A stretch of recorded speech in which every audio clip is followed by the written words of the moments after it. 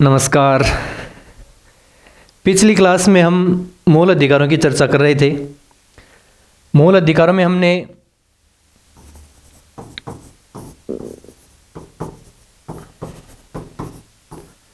इनका सामान्य परिचय पढ़ लिया है।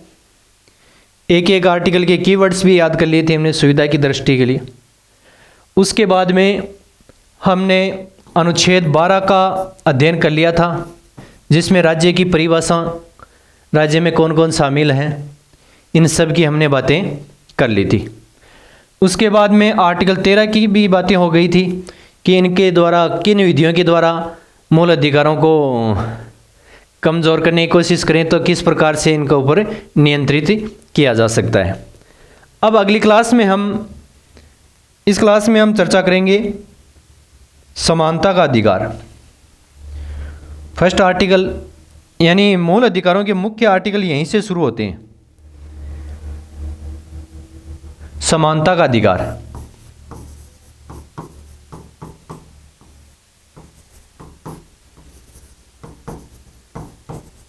समानता के अधिकार के अंतर्गत आर्टिकल 14 से लेकर 18 तक, 14, 15, 16, 17 और 18, इसके बारे में हम इनका विश्लेषण करेंगे। सबसे पहले जो अनुच्छेद 14 दे रखा है, इस 14 में विधि के समक्ष समानता, विधि के समक्ष समानता वह विधियों का समान संरक्षण, वह विधियों का समान संरक्षण। आर्टिकल 14 में बताया गया कि राज्य किसी भी व्यक्ति को विधियों के समक्ष समानता व विधियों के समान संरक्षण से वंचित नहीं करेगा। राज्य किसी भी व्यक्ति को एक तो विधियों के समक्ष समानता से वंचित नहीं करेगा और दूसरा है विधियों के समान संरक्षण से वंचित नहीं करेगा। ये राज्य का कर्तव्य बनेगा। इसमें राज्य इन आधार पर किसी भी व्यक्ति को, यानी राज्य विधि के समक्ष समानता और विधियों के समान संरक्षण से किसी भी व्यक्ति को वंचित नहीं करेगा। अब इसमें दो शब्द हैं, एक है विधि के समक्ष समानता और विधियों का समान संरक्षण। ये जो विधि के समक्ष समानता शब्द है, ये कुछ बुक्स में ब्रिटेन का संविधान लिखा हुआ है, लेकिन जब संविधान में जो संविधान सभा में बहस चल रही थी तो BN राव संवैधानिक सलाहकार थे, उनके द्वारा कहा गया है कि ये जो हमने संविधान में इस शब्द को जो उपयोग में लिया है, ये जो जर्मनी का वाइमर संविधान है, जर्मनी का वाइमर संविधान है, उस संविधान से प्रेरित है। तो आप इसको जर्मनी का वाइमर संविधान से प्रेरित मान सकते हो। ब्रिटेन में भी विधि के समक्ष समानता ही है, ब्रिटेन में भी विधि का ही शासन है, लेकिन जो ये अपने संविधान में ये शब्द यूज किया है, ये जर्मनी के संविधान से लिया गया है। और जो विधियों के समान संरक्षण से, विधियों के समक्ष समान संरक्षण शब्द है, ये अमेरिका के संविधान से लिया गया है। ये संयुक्त राज्य अमेरिका के यानी USA के संविधान से प्रेरित है। ये कई बार पूछ लिए जाते हैं। तो विधियों के समक्ष समानता शब्द है वो जर्मनी के वाइमर संविधान से लिया हुआ है, और जो विधियों का समान संरक्षण है ये अमेरिका के संविधान से प्रेरित है। तो इस प्रकार से अब आगे देखें, इसमें विधि के समक्ष समानता और विधियों का समान संरक्षण किस प्रकार से, इनकी बात कर लें। विधि के समक्ष समानता का मतलब होता है कि किसी भी व्यक्ति को, इसमें मुख्य रूप से 2-3 बातें होती हैं विधि के समक्ष समानता में। विधि के समक्ष समानता यानी विधि के सामने सभी समान हैं, यानी विधि किसी भी व्यक्ति को विशेषाधिकार नहीं देगा। किसी भी व्यक्ति के पास में विशेष अधिकार नहीं होंगे, सभी व्यक्ति बराबर होंगे, सभी के लिए बराबर ही अधिकार मिलेंगे। किसी भी व्यक्ति विशेष को अलग से कोई अधिकार नहीं दिया जाएगा। उसके बाद में सभी व्यक्तियों के लिए समान विधि होगी। विधि भी क्या होगी? समान ही होगी, किसी के लिए अलग से विधि नहीं बनाई जाएगी, समान विधि होगी और समान ही क्या होंगे? न्यायालय होंगे। विधियां भी समान होंगी और न्यायालय भी समान होंगे। ऐसा नहीं है कि किसी व्यक्ति के लिए अलग से कोई विधि बनाई जाएगी। सभी व्यक्तियों के लिए, चाहे वो साधारण नागरिक हैं और चाहे प्रधानमंत्री हैं, सभी के लिए समान ही विधियां होंगी और समान ही न्यायालय। इन्हीं न्यायालयों में कोई बड़ा व्यक्ति होगा, मंत्री होगा, उसके खिलाफ केस चलेगा और इसी के अंदर सामान्य नागरिक का केस चलेगा। किसी को भी विशेष रूप से इसमें अलग से कोई विधि या संविधान नहीं दिया हुआ है।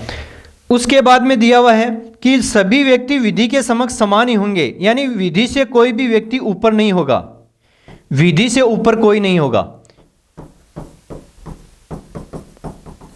कोई भी व्यक्ति विधि से ऊपर नहीं है, यानी ऐसा नहीं कि मैं कानून से ऊपर हूं, चाहे वो कितना ही अमीर हो, चाहे गरीब हो, या चाहे राजा हो या रंग के, सभी अपने देश में विधि के अधीन होते हैं। यानी प्रधानमंत्री और साधारण जनता वो सभी विधि के अंडर में ही काम करेंगे। ऐसा नहीं है कि वो विधि से कोई ऊपर होगा। इस प्रकार से विधि के समक्ष समानता में तीन बातें होती हैं। किसी को भी विशेषाधिकार नहीं मिलेगा, सभी के लिए कानून समान है, सभी के लिए समान न्यायालय होंगे और कोई भी व्यक्ति अपने आप को कानून से ऊपर नहीं समझ सकता। सभी के लिए समान ही कानून है और कोई भी व्यक्ति कानून से ऊपर नहीं है, सभी व्यक्ति कानून के अंतर्गत ही काम करेंगे। अपने संविधान में जैसे लोकतांत्रिक देश हैं, उनमें एक फ्रांस देश ऐसा है जिसमें विधि का शासन नहीं है।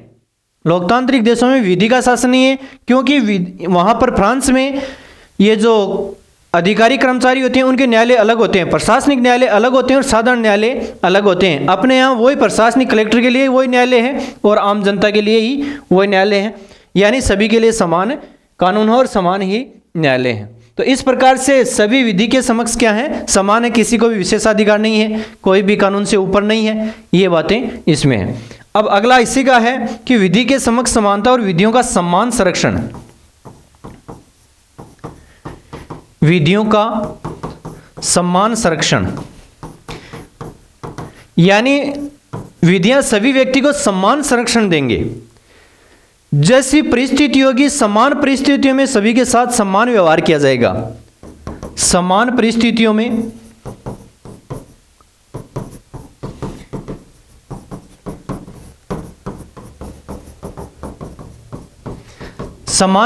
में सभी के साथ में क्या किया जाएगा, समान व्यवहार किया जाएगा। परिस्थितियां यदि अलग हैं तो व्यवहार जरूर अलग ही किया जा सकता है। समान परिस्थितियों में सभी के साथ समान व्यवहार किया जाएगा और इसी का दूसरा ये भी है कि समान व्यक्तियों के साथ में समान व्यवहार होगा। समान व्यक्तियों के साथ में समान व्यवहार होगा। अब इसके साथ में यह भी है कि असमान व्यक्ति होंगे तो व्यवहार असमान होगा, यानी किसी के लिए शिक्षा की व्यवस्था अलग से की जा सकती है, किसी के लिए जैसे भूखे को भोजन दिया जा सकता है, वो अलग बात है, लेकिन समान के व्यक्ति के साथ में समान ही व्यवहार किया जाएगा। असमान व्यक्ति होंगे उनके साथ में असमान व्यवहार किया जा सकता है। यानी विधियों के लिए संरक्षण, विधियों के द्वारा संरक्षण भी प्रत्येक व्यक्ति का समान रूप से किया जाएगा। समान परिस्थितियां होंगी, परिस्थितियां अलग होने पर व्यवहार अलग किया जा सकता है, लेकिन समान परिस्थितियां होंगी तो व्यवहार भी समान ही किया जाएगा। इसमें कुछ व्यक्ति इनके अपवाद हैं, जैसे हम बात करें राज्यपाल और राष्ट्रपति, इसमें अपवाद है राष्ट्रपति व राज्यपाल। इनके लिए न्यायालय में ये कोई भी वाद दायर करने से पहले परमिशन लेनी होती है। इनके खिलाफ दीवानी मामले दायर करने से हो चाहे फौजदारी मामले हो, परमिशन लेना जरूरी है। इनके खिलाफ कोर्ट में ऐसे डायरेक्ट मामले नहीं चलाए जा सकते। किसी भी इनके द्वारा कोई भी काम किया गया है, पद पर रहते यदि कोई भी काम किया हुआ है और उस काम के लिए इनके ऊपर केस नहीं चलाया जा सकता राष्ट्रपति और राज्यपाल पर। क्यों? क्योंकि उनके काम के लिए राष्ट्रपति और राज्यपाल जिम्मेदार नहीं होते। सरकार के कार्यों के लिए मंत्री जिम्मेदार होते हैं और मुख्यमंत्री जिम्मेदार होते हैं, प्रधानमंत्री जिम्मेदार होते हैं और उनके मंत्री जिम्मेदार होते हैं। राष्ट्रपति सिर्फ साइन करते हैं, उन कार्यों की जिम्मेदारी मंत्रियों की और प्रधानमंत्री की है। इसी प्रकार से राज्यपाल भी साइन करते हैं। तो कोई भी कार्य इनके कार्यकाल में होता है, यदि कोई भ्रष्टाचार होता है या कोई आपराधिक कार्य होते हैं, तो उन आधार पर राष्ट्रपति और राज्यपाल पर कोई भी केस दायर नहीं किया जा सकता। ये इनका एक विशेषाधिकार है अनुच्छेद 361 के अंतर्गत। उसके बाद में जैसे संसद के सदस्य होते हैं, सांसद जिसको बोलते हैं, संसद के सदस्य हैं या विधायक हैं, यानी विधानसभा के सदस्य, इनको विशेष अधिकार प्राप्त है। यदि ये सदन में कोई भी कार्यवाही में भाग लेते हैं और यदि वहां पर भाषण देते हैं तो उनके द्वारा कही गई बात को न्यायालय में नहीं ले जाया जा सकता। इनको वहां पर बोलने की पूरी आज़ादी है सभ्य भाषा में बोलने के लिए। सभ्य भाषा में ये कोई भी बात अपनी कह सकते हैं, उस बात के लिए कोई भी व्यक्ति इनके खिलाफ कार्यवाही नहीं कर सकता, सांसद और विधायकों के खिलाफ। इसी प्रकार से कोई विदेशी राजदूत यदि देश में आया हुआ है, दूसरे देश का राजदूत है, राष्ट्रपति है, प्रधानमंत्री है, उनके ऊपर भी ये नियम लागू नहीं होते हैं। ऐसा नहीं कि यहाँ पर आएंगे वो और उनके ऊपर हम केस दर्ज कर सकते हैं, यहाँ की विधि उनके ऊपर लागू नहीं होगी। इस प्रकार से 3-4 इनके ऊपर अपवाद हैं, बाकी नागरिकों के लिए ये अपवाद नहीं है। बाकी नागरिकों में ये सारे नियम लागू होते हैं। इस चीज़ का आप ध्यान रखें। अगला अनुच्छेद है इसमें 15। अनुच्छेद 15 और अनुच्छेद 16, इनमें आरक्षण की बातें कही गई हैं। इस 15 में कहा गया है कि किसी भी व्यक्ति को धर्म, मूलवंश, जाति, लिंग व जन्म स्थान। अनुच्छेद 15 में यह लिखा हुआ है कि राज्य किसी भी व्यक्ति को धर्म, मूलवंश, जाति, लिंग और जन्म स्थान के आधार पर भेदभाव नहीं करेगा। केवल इनके आधार पर भेदभाव नहीं करेगा कि धर्म एक धर्म है, चाहे हिंदू है चाहे मुस्लिम है, धर्म के लिए सभी समान रहेंगे, सभी के लिए समान कानून बनेंगे। धर्म के आधार पर किसी व्यक्ति को टारगेट नहीं किया जा सकता। मूलवंश, जाति, लिंग, जन्म स्थान, इनके आधार पर इनको किसी भी व्यक्ति के खिलाफ भेदभाव नहीं किया जा सकता। इनके सामने सभी राज्य के सामने समान ही रहेंगे। इसी में अगला दिया हुआ है, कोई भी व्यक्ति है उसको, ये आप बोल सकते हो इसको मनोरंजन स्थल,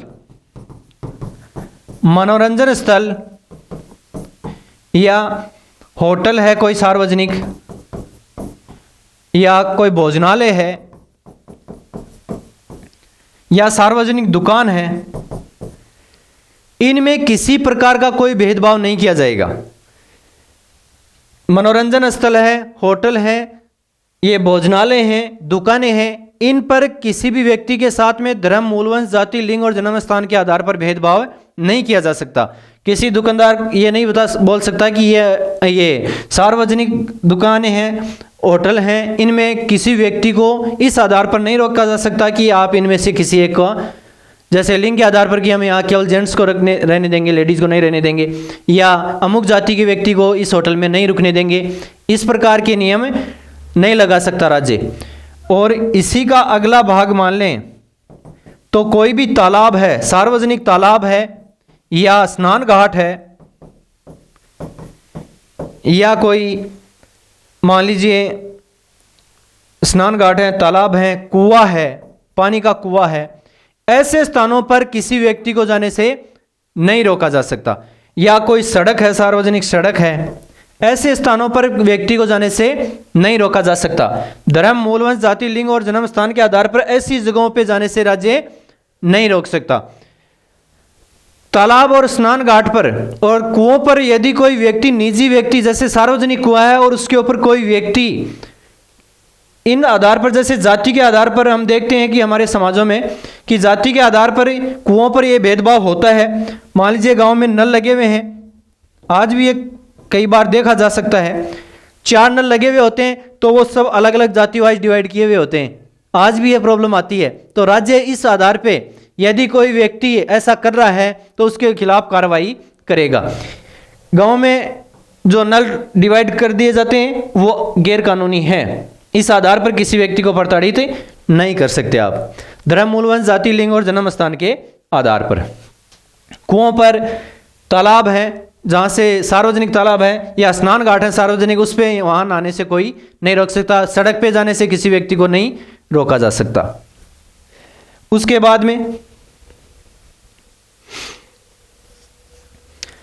राज्य चाहे तो देखो, धर्म, मूलवंश, जाति, लिंग, जन्म स्थान के आधार पर यह भेदभाव नहीं होगा, लेकिन राज्य स्त्रियों के लिए और बच्चों के लिए कोई विशेष कदम उठा सकते हैं। ऐसा नहीं है कि पहले आर्टिकल 15(1) में लिखा हुआ है कि राज्य किसी व्यक्ति को इनके आधार पर भेदभाव नहीं करेगा, लेकिन बच्चों के और ये महिलाओं के विकास के लिए, क्योंकि ये पिछड़े वर्ग में आ जाती हैं, क्योंकि स्त्रियों की स्थिति खराब होती है, इनकी शैक्षणिक स्तर कम है और आर्थिक स्तर भी इनका डाउन होता है। इस वजह से राज्य इनके उत्थान के लिए कोई प्रयास कर सकता है। इसमें राज्य को रोका नहीं जाएगा कि आर्टिकल 15(1) में ये लिखा हुआ है तो आप इसका ये नहीं कर सकते। स्त्रियों के लिए जैसे आरक्षण की व्यवस्था कर रखी है, पंचायतों में जो आरक्षण दे रखा है और शैक्षणिक संस्थाओं में दिया जा सकता है, और बच्चों के लिए जैसे निःशुल्क शिक्षा की व्यवस्था कर रखी है, इस आधार पर ये किया जा सकता है, किसी व्यक्ति को नहीं रोक सकते। ये सरकार को नहीं रोका जाएगा कि पीछे धर्म मूलवंश से ऐसा लिखा हुआ है। अगला इसमें देखें तो कोई वर्ग विशेष का, जैसे वर्ग की बात करें तो अनुसूचित जाति SC व ST, या सामाजिक और शैक्षणिक, कौन सा, सामाजिक व शैक्षणिक,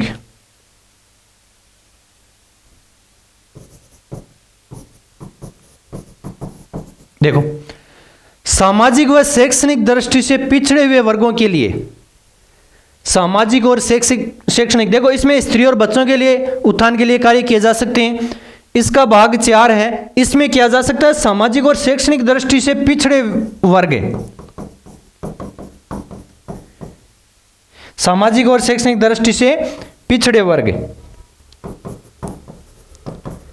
वर्गों के लिए सरकार कोई विशेष कार्यवाही कर सकती है इनके उत्थान के लिए। और इसी में अगला दे दिया कि शिक्षण संस्थाओं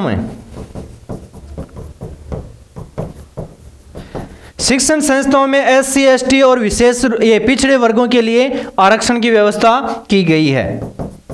ये आरक्षण की व्यवस्था यहां पर कर रखी है कि 15 में जो पहले दे दिया कि किसी के साथ में भेदभाव नहीं किया जाएगा, तालाबों कुओं पर नहीं किया जाएगा, दुकानों में नहीं, सड़कों पर नहीं होगा, और इस प्रकार से जो सार्वजनिक स्थल हैं उन पर नहीं होगा भेदभाव। उसके बाद में आगे लिख दिया कि स्त्री और बच्चों के लिए भेदभाव किया जा सकता है, पॉजिटिव भेदभाव, क्योंकि ये पिछड़े हुए रहते हैं तो इनके लिए इनके आरक्षण की व्यवस्था कर रखी है, निःशुल्क की शिक्षा की व्यवस्था कर रखी है। उसके बाद में दे दिया कि शैक्षणिक और ये सामाजिक रूप से जो पिछड़े वर्ग होते हैं उनके लिए व्यवस्था अलग से की जा सकती है।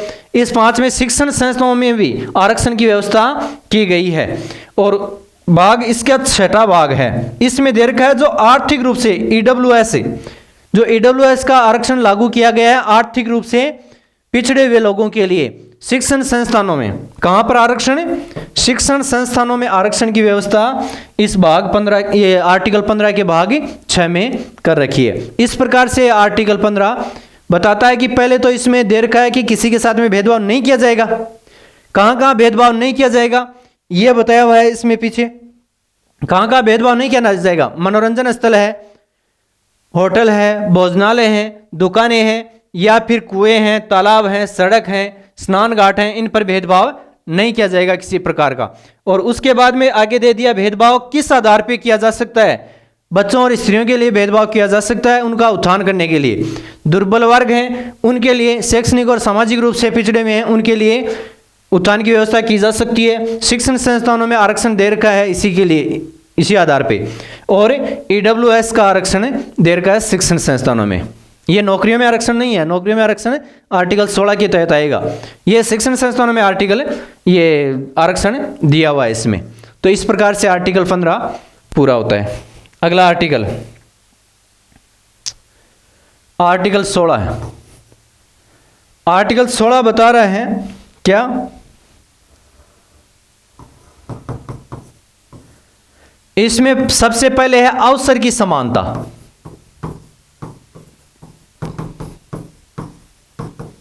अवसर की समानता कहां पर? जो भी राज्य सरकार नौकरियां निकालेंगे, सार्वजनिक पद निकालेंगे, यानी लोक नियोजन में अवसर की समानता। लोक नियोजन यानी सार्वजनिक पद हैं, जो भी सार्वजनिक, जितने भी सार्वजनिक पद निकाले जाएंगे, जैसे कोई सा भी पद मान लें आप, सरकारी नौकरी जो भी है, कहने का मतलब है सरकारी नौकरियों में अवसर की सभी को समान उपलब्ध होंगे, सभी को समान अवसर उपलब्ध करवाए जाएंगे, यानी भेदभाव नहीं किया जाएगा। इसके बाद में है किसी भी व्यक्ति को धर्म, मूल वंश, जाति, लिंग, जन्म स्थान व निवास, निवास मतलब जहां आदमी रहता है, केवल इनके आधार पर भेदभाव नहीं किया जाएगा। किसी भी क्षेत्र में धर्म, मूलवंश, जाति, लिंग, जन्म स्थान और निवास के आधार पर किसी प्रकार का भेदभाव नहीं किया जाएगा। ऐसा 16 के आर्टिकल 16 सब क्लोज 2 में दिया हुआ है। उसके बाद में 3 नंबर पे क्या दिया हुआ है? अब इसमें देर का निवास स्थान, यानी निवास स्थान के आधार पर यदि कोई भेदभाव करना हो, जैसे कोई क्षेत्र विशेष के लिए, जैसे तमिलनाडु क्षेत्र में बताना हो कि तमिलनाडु के लोग ही इसमें फॉर्म अप्लाई कर सकते हैं, क्योंकि आजकल ये ज़्यादा चल रहा है कि उस जैसे राजस्थान के जो गवर्नमेंट जॉब निकलते हैं उसमें केवल राजस्थान के लोग ही शामिल हों, ऐसे डिमांड रहती है। जबकि यहाँ लिखा हुआ है कि ऐसा आप निवास स्थान के आधार पर भेदभाव नहीं कर सकते, बाहरी राज्यों को मना नहीं कर सकते। तो यदि ऐसी नौबत आए कई बार तो संसद ऐसा कर सकती है, राज्य नहीं कर सकता। संसद निवास स्थान के आधार पर भेदभाव कर सकती है, लेकिन ऐसा नहीं कि राज्य अपने आप कानून बना लेगा। राज्य कानून नहीं बना सकता, उसके लिए कानून कौन बनाएगा? कानून उसके लिए केवल संसद ही बना सकती है। ऐसा नहीं है कि राज्य कानून बनाकर राजस्थान राज्य कानून बना ले कि केवल राजस्थान का निवासी होना जरूरी है, ऐसा राजस्थान की गवर्नमेंट नहीं बना सकती, क्योंकि आर्टिकल में इस 16(3) में लिखा हुआ है। अब आता है 16(4), इसमें यह बताता है कि जो कुछ वर्गों के लिए आरक्षण की व्यवस्था कर रखी है। किन के लिए?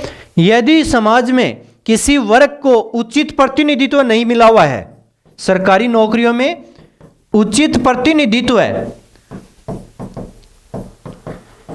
यदि किसी वर्ग को सरकारी नौकरियों में उचित प्रतिनिधित्व नहीं मिला हुआ है तो उन व्यक्तियों के लिए आरक्षण की व्यवस्था कर रखी है। यानी आरक्षण की व्यवस्था, सरकारी नौकरियों में आरक्षण की व्यवस्था कहां है? 16(4) के अंतर्गत। यदि किसी वर्ग का उचित प्रतिनिधित्व सरकारी नौकरियों में नहीं है तो राज्य उनके लिए व्यवस्था करेगा, और इसी के आधार पर ये जो आरक्षण दे रखे हैं SC, ST, OBC, और इसमें एक कंडीशन लगा रखी है। अगली कंडीशन क्या है? यदि पद कोई धार्मिक संस्था में हो, धार्मिक संस्था या किसी संप्रदाय विशेष के लिए हो, संप्रदाय के लिए हो, जैसे मान लीजिए कोई धार्मिक क्षेत्र, धार्मिक मंदिर है और उसमें कोई पुजारी की पोस्ट है, तो वो पोस्ट सबके लिए खाली नहीं होगी, उसमें धार्मिक के आधार पर रिस्ट्रिक्शन लगाया जा सकता है। क्योंकि यदि मंदिर के पुजारी की यदि पोस्ट खाली है तो उसमें अदर धर्म के लोग फॉर्म अप्लाई नहीं कर सकते, तो इस आधार पर उनको वर्जित किया जा सकता है। ये केंद्र सरकार के द्वारा किया जा सकता है, ऐसा आर्टिकल 16(5) में। यानी कोई धर्म विशेष के लिए यदि कोई निकला है पद, तो ऐसी स्थिति में ये नियम लागू नहीं होगा। और इसी का अगला भाग ये EWS के लिए आरक्षण जोड़ दिया है। सरकारी नौकरियों में जो EWS में को आरक्षण दिया गया है वो 16(6) के तहत दिया गया है। तो इस प्रकार से 16 आर्टिकल 15 और 15 में जो आरक्षण की व्यवस्था है वो शिक्षण संस्थानों में है, और जो 16 में आरक्षण दे रखा है वो कहां पे है? सरकारी नौकरियों में आरक्षण है। ये हो गया आर्टिकल 16। अगला आर्टिकल शुरू करते हैं। अगला आर्टिकल है आर्टिकल 17, और 17 आर्टिकल इसमें दे रखा है अस्पृश्यता का अंत। अस्पृश्यता का अंत यानी कोई भी राज्य सरकार, कोई भी राज्य किसी व्यक्ति के साथ में अस्पृश्यता का व्यवहार नहीं किया जाएगा। कोई भी राज्य अस्पृश्यता व्यवहार नहीं करेगी, साथ में कोई व्यक्ति भी ऐसा व्यवहार नहीं करेगा। इसके लिए यदि ऐसा व्यवहार करेगा तो संसद इसके लिए कानून बनाएगी, इसमें दंड की व्यवस्था की जाएगी। तो इसके लिए एक कानून बना हुआ है अस्पृश्यता अपराध अधिनियम, अस्पृश्यता अपराध अधिनियम।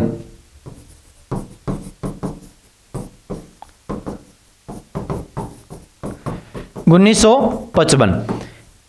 कानून की व्यवस्था, इसमें दंड की व्यवस्था आर्टिकल 17 में नहीं कर रखी है। 17 में केवल इतना ही बताया हुआ है कि कोई व्यक्ति ऐसा करेगा तो उसको दंड दिया जाएगा।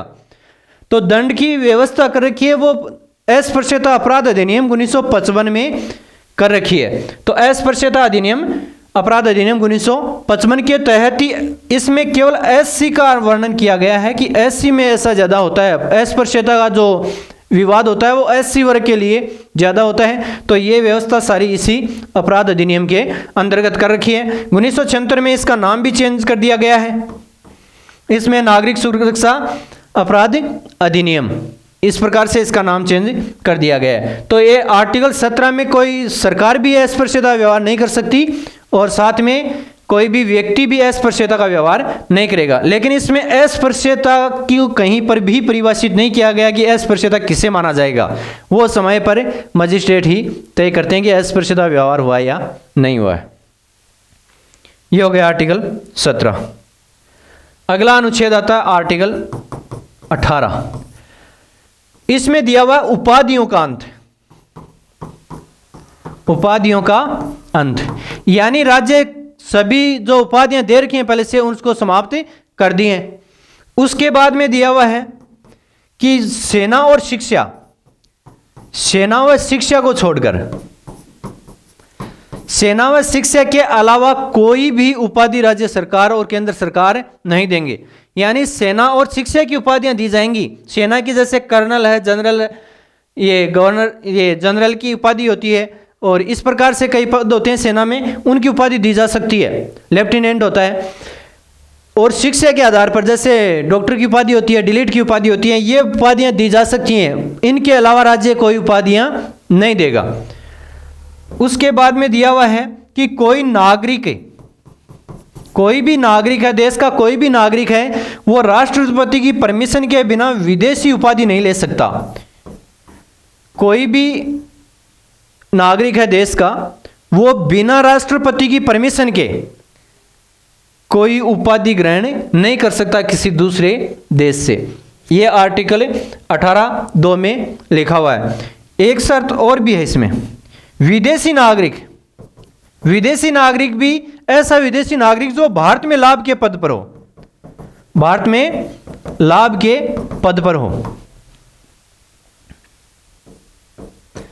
यदि भारत में लाभ के पद पर कोई विदेशी नागरिक है तो वो भी दूसरे देश से उपाधि नहीं ले सकता बिना राष्ट्रपति की परमिशन के। यानी यदि कोई उपाधि लेता है तो पहले राष्ट्रपति से लिखित में परमिशन लेनी होती है, उसके बाद में ही कोई विदेशी नागरिक की उपाधि ले सकता है। और साथ में भारत का नागरिक यदि लाभ के पद पर है, भारत का नागरिक लाभ के पद पर है तो वो भी कोई किसी देश से भेंट यानी कोई भी गिफ्ट नहीं ले सकता। किसी भी देश से भेंट या ये उपाधि, भेंट और उपाधि या उपहार, इन सब के ऊपर प्रतिबंध है। बिना राष्ट्रपति के परमिशन से, बिना राष्ट्रपति के परमिशन के भारत में जो लाभ के पद पर यानी जो सरकारी कर्मचारी हैं, सरकारी जो अधिकारी हैं, वो राष्ट्रपति परमिशन के बिना किसी भी देश से कोई भी भेंट स्वीकार नहीं कर सकते, कोई भी गिफ्ट नहीं ले सकते और कोई भी उपाधि नहीं ले सकते। इस प्रकार से अनुच्छेद 18 के अंतर्गत उपाधियों का अंत किया गया है। पहले है सेना और शिक्षा के अलावा राज्य कोई उपाधियां नहीं देगा। दूसरा है नागरिक और विदेशियों के लिए, नागरिकों के लिए विदेशी उपाधि वर्जित है, बिना राष्ट्रपति के परमिशन से नहीं ले सकते। विदेशी नागरिक जो भारत में लाभ के पद पर हैं वो भी नहीं ले सकते किसी दूसरे देश से उपाधि। और भारत में जो भारत के नागरिक लाभ के पद पर हैं वो भी उपाधि और भेंट या उपहार नहीं ले सकते। इस प्रकार से अपना ये आर्टिकल 18 पूरा हुआ। समानता का जो अधिकार है उसमें ये 14, 15, 16, 17 और 18 यानी 5 आर्टिकल हैं। इनको आप अच्छे तरीके से याद कर लें। कोई डाउट हो तो आप पूछ सकते हैं। अगली क्लास में इसके बाद में जो स्वतंत्रता का अधिकार है अनुच्छेद 19 से शुरू होते हैं उसकी चर्चा करेंगे। तब तक के लिए जय हिंद, जय भारत।